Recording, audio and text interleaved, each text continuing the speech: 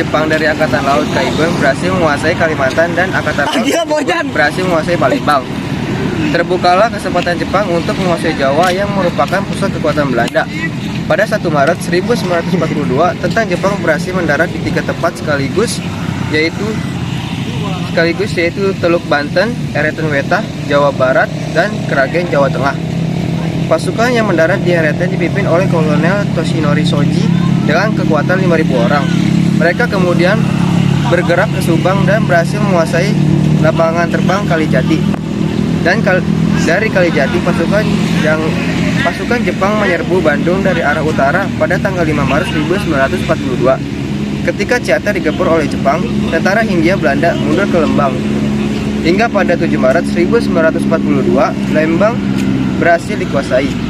Pihak Belanda meminta penyerahan lokal, tetapi Jenderal Imamura menuntut penyerahan lokal dari semua pasukan serikat di Indonesia.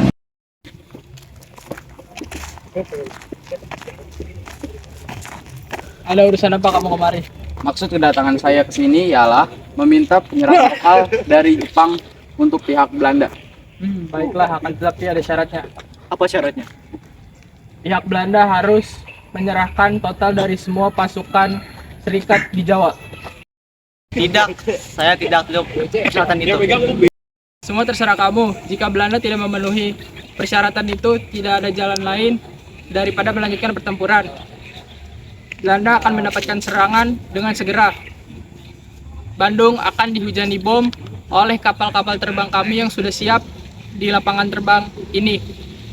Walaupun begitu, saya memberikan kesempatan terakhir untuk mempertimbangkan kembali persyaratan ini. Kami menyetujui persyaratan itu. Kami pihak Belanda mengakui kekalahan dan siap memberikan serah terima kekuasaan udara Kalijaga dan memberikan total semua pasukan serikat dari Pulau Jawa ke Jepang. Menyerahnya Belanda kepada Jepang dianggap sebagai akhir penjajahan Belanda dan dimulainya era baru di mana bangsa-bangsa Asia yang dipelopori Jepang dapat berdiri di atas kakinya sendiri. Keyakinan itu bertambah kuat ketika Jepang memperkenalkan diri sebagai saudara tua bangsa-bangsa Asia serta mengumandangkan propaganda Gerakan 3A pada tanggal 29 April 1942. Kami Jepang akan mengikuti Perang Pasifik dan jika kami menang, maka bangsa-bangsa Asia akan mendapatkan kemerdekaannya. Dan kami berjanji untuk menciptakan kemakmurannya bersama di antara bangsa-bangsa Asia. Oleh karena itu, saudara-saudara Indonesia, saya minta pada kalian semua untuk bergabung dengan kami dan berikan semangat serta tenaga kalian agar kami dapat mencapai kemenangan dalam peperangan ini. Alasan itu belum cukup bagi kami. Kami sudah membebaskan tokoh-tokoh yang ditahan dan dibuang oleh pemerintahan Hindia Belanda. Kami juga akan memberikan kemudahan bagi bangsa Indonesia untuk melakukan ibadah dan mengibarkan bendera merah putih bersampingan dengan bendera Jepang. Menggunakan bahasa Indonesia serta membolehkan bangsa Indonesia untuk menyanyikan lagu kebangsaan bersama dengan lagu kebangsaan Jepang. Baiklah, kalau begitu kami percaya. Lalu organisasi apa yang kalian maksud dengan Gerakan 3A itu dan apa tujuannya? Organisasi ini akan membuat kalian menuju kepada kemerdekaan. Kami akan mengutamakan kepentingan kalian dan kami akan mencoba membantu. Maka dari itu, himpunlah semua orang untuk mengikuti organisasi itu. Kalau begitu, setelah merebut hati pribumi, Jepang pun memanfaatkan simpati pribumi. Mereka memperbudak pribumi melalui Romusa. Penindasan kejam ini bahkan lebih kejam dari Belanda. Jangan malas kau bodoh. Ayo kerja. Dasar bangsa berkebutuhan pemalas. Pantas saja kakek kalian bodoh. Cukup, jangan sakit di bawah saya. Pergi kamu tegusan. Pergi dasar kau. Diam. Pada saat yang bersamaan, Jepang mendapatkan serangan dari sekutu. Jepang pun terdesak dengan keadaan. Oleh karena itu, Jepang melakukan janji kemerdekaan pada Indonesia agar meredam perlawanan rakyat Indonesia. Pada keadaan seperti ini, Perdana Menteri Jenderal Koniako Koiso mengeluarkan janji kemerdekaan pada bangsa Indonesia pada 9 September 1944 guna menarik simpati bangsa Indonesia di hadapan Insinyur Soekarno dan militer Jepang. Perdana Menteri Kaiso mewakilkan pernyataan kemerdekaan untuk Indonesia kepada Tenno Haika. Gimana ini? Keadaan semakin mendesak. Sekutu mulai menyerang dengan menggunakan peta. Kita tidak mungkin serang mereka secara bersamaan. Kita butuh taktik, Jenderal. Nah, cara untuk mengulur waktu, menggalang pasukan, kita berikan saja kemerdekaan pada Hindia Belanda. Baik, ayo kita lakukan. Anjay. Koiso Perdana Menteri Jepang menyatakan kepada rakyat Indonesia akan membebaskannya di masa depan. Selain itu juga Koiso Perdana Menteri Jepang berterima kasih kepada pemerintah Indonesia dan juga rakyat-rakyat yang telah mati dalam melaksanakan kewajibannya. Selain itu juga Koiso Perdana Menteri Jepang akan membantu pembentukan BPUPKI yang akan berguna dalam persiapan kemerdekaan Indonesia. Paduka yang mulia Tenno Haika, dengan hati yang terharu, kami menerima pengumuman bahwa Kerajaan Nippon mempertahankan kemerdekaan bangsa Indonesia di kemudian hari. Hati dan jiwa kami meluap rasa terima kasih yang sehikmat-hikmatnya pada mulia Tenno Haika yang bermurah hati memperkenankan terkabulnya cita-cita kami yang telah berpuluh-puluh tahun itu. Saya atas nama segenap rakyat di Indonesia meminta pada panduan Tuhan supaya mempersembahkan rasa terima kasih kami. Pada tahun 1994, rakyat Indonesia mulai menagih janji yang diberikan oleh bangsa Jepang, yaitu kemerdekaan. Tokoh Indonesia pun mulai berkumpul untuk mengadakan sidang BPUPKI untuk membicarakan tentang persiapan kemerdekaan Indonesia. Jenderal Kumakichi Harada mengangguk sambil meninggalkan Dr. Rajiman Widyo Diningrat. BPUPKI pun mengadakan sidang pertama pada tanggal 29 Mei 1945. Terima kasih sudah berkumpul di tempat ini. Pada sidang pertama kali ini kita akan membahas rumusan dasar negara. Saya harap para anggota dapat menyumbangkan ide pada perumusan Pancasila ini. Pak, sebaiknya dasar negara Republik Indonesia harus berdasarkan kepada peri kebangsaan, peri ketuhanan, peri kemanusiaan, dan kesejahteraan rakyat. Mengapa saya mengatakan seperti ini? Karena fondasi dasar negara adalah bangsa. Di mana bangsa kita ini peduli kepada sesama yang mencerminkan sikap kemanusiaan. Sikap bangsa kita pula yang memegang teguh toleransi dalam beragama yang hal ini merupakan pencerminan dalam peri ketuhanan. Dan juga rakyat kita ini merupakan rakyat yang suka kebersamaan sehingga hal ini dapat mewujudkan kesejahteraan rakyat. Itulah usulan dari saya, mohon dipertimbangkan. Menurut saya, 5 dasar itu meliputi dasar kesatuan, perhubungan negara dengan agama, sistem badan permusyawaratan, sosialisasi negara, dan hubungan antar bangsa. Tanggal 1 Juli 1945, Insinyur Soekarno mengusulkan rumusannya tentang dasar negara.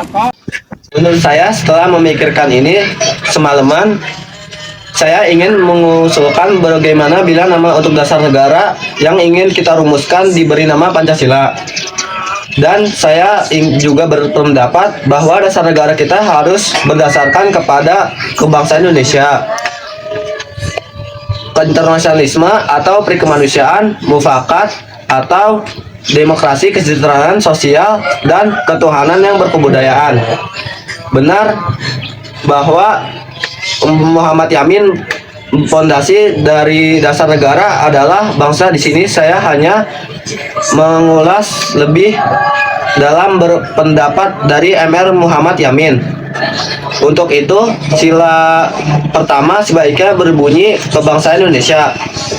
Negara kita ini negara yang demokrasi, yang berarti dari rakyat untuk rakyat. Maka sila ketiga berisi tentang mufakat atau demokrasi. Kita ketahui bahwa di negara kita ini pula ada berbagai tradisi yang sesuai dengan ketentuan agama yang hari ini tidak kita pisahkan oleh rakyat kita. Maka sila kelima sebaiknya berisi tentang ketuhanan yang berkebudayaan. Benar juga Pak Insinyur Soekarno. Terima kasih kepada anggota yang telah menyumbangkan idenya. Akan tetapi, mengenai pelaksanaan perumusan dasar negara ini secara resmi akan dibahas oleh Panitia 9. Untuk itu, saya maksudnya kepada Bapak Insinyur Soekarno sebagai pimpinan Panitia 9. Saya mohon hasil rumusan yang menggambarkan maksud dan tujuan pembentukan negara Indonesia Merdeka. Baik, saya akan berusaha sekuat tenaga bersama Panitia 9 dan akan menghasilkan rumusan seperti yang Bapak usulkan. Pendapat Insinyur Soekarno dan para anggota yang mengusulkan rumusan dasar negara dibahas kembali oleh Panitia 9 yang diketuai langsung oleh Insinyur Soekarno. Panitia 9 ini anggotanya terdiri dari Mr. A.A. Maramis Abdul Kahar Muzakir, Ahmad Sumarjo, Mr. Muhammad Yamin, dan Dr. Andes Muhammad Hatta. Saya setuju dengan usulan Insinyur Soekarno yang kelima bahwa ketuhanan yang berkebudayaan itu sesuai dengan tuntutan agama. Tetapi alangkah lebih baik apabila diubah menjadi sila pertama, yang menurut saya berbunyi ketuhanan dengan menjalankan syariat-syariah Islam bagi pemeluknya. Iya juga, Pak Kiai, saya setuju. Pendapat Kiai Haji Wahid Hasyim disetujui oleh semua anggota, begitu pula dengan Insinyur Soekarno. Akhirnya Panitia 9 mendapatkan rumusan dasar negara yang sering disebut Piagam Jakarta atau Jakarta Charter. Mengetahui sila pertama dari Piagam Jakarta ini, maka Dr. Andes Muhammad Hatta mendapat pemberontakan dari Asia Timur akan isi Pancasila itu. Pak, saya tidak setuju dengan sila pertama yang berbunyi ketuhanan dengan mewajibkan menjalankan syariat-syariat Islam. Ya benar Pak, kami tidak setuju dengan sila itu. Pak, kami hanya minta diubah Pancasila pada sila pertama, karena di Indonesia tidak hanya ada satu agama. Apabila sila ini digunakan, maka ini akan membedakan agama kami.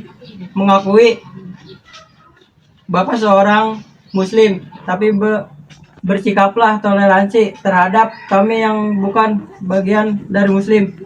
Tolong Pak, rubahlah sila pertama Pancasila. Ya, saya akan berusaha mewujudkan apa yang kalian usulkan. Tolong jangan lakukan tindakan seperti itu. Kami akan melakukan usaha yang sebaik-baiknya agar dapat menyelesaikan masalah ini. Dr. Andes Muhammad Hatta pun menemui 4 pemuka agama Islam untuk mencari jalan keluar dari permasalahan itu. Dan mereka pun mendapatkan hasil, yaitu sila pertama Pancasila diubah menjadi ketuhanan yang Maha Esa. Piagam Jakarta sebelum disahkan terlebih dahulu dimusyawarahkan kembali dalam sidang kedua BPUPKI, tepatnya tanggal 10 sampai 16 Juli 1945. Sebaiknya sila pertama Pancasila diubah karena saya menerima kabar dari tokoh umat non-muslim di Indonesia bagian timur berkeberatan terhadap 7 kata pada sila pertama, yaitu dengan kewajiban menjalankan syariat-syariat Islam bagi pemeluknya. Hal ini karena 7 kata itu hanya berlaku bagi pemeluk agama Islam, sehingga menimbulkan kesan membedakan antara warga negara yang beragama Islam dengan warga negara yang bukan beragama Islam. Saya juga telah bermusyawarah bersama 4 pemuka Islam dan mereka setuju dengan perubahan tersebut menjadi ketuhanan yang Maha Esa. Setelah melalui perdebatan yang hangat, akhirnya kesepakatan dapat dicapai dengan moral yang luhur. Selanjutnya isi Pancasila tersebut dibacakan oleh Insinyur Soekarno. Tanggal 10 Juli sampai 14 Juli 1945 dibahas rancangan Undang-Undang Dasar. Setelah selesai dibahas, maka sidang kedua BPUPKI telah selesai. Tanggal 6 Agustus 1945, Sekutu menjatuhkan bom atom di Hiroshima. Korban berjatuhan di mana-mana.